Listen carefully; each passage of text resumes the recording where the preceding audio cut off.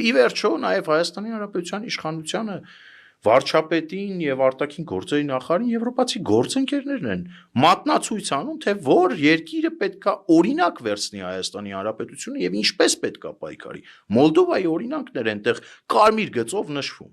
Մոլդովայի օրինակով պետքա պայքարել եւ թույլ չտալ հիբրիդային պատերազմի գործիքակազմի կիրառմամբ Հայաստանի Հանրապետությունում իշխանություն վերցնել։ Ֆրանսիական օրինակը կարելի է վերցնել։ Փայլուն օրինակ մեր բարեկամ Ֆրանսիան ապացուցել է, որ կարելի է արտաքին կապերով պայմանավորված այս կամ այն քաղաքական ուժի կամ քաղաքական դեմքի գործունեությունը ով էլ ուզում է լինի, անգամ Փարիզի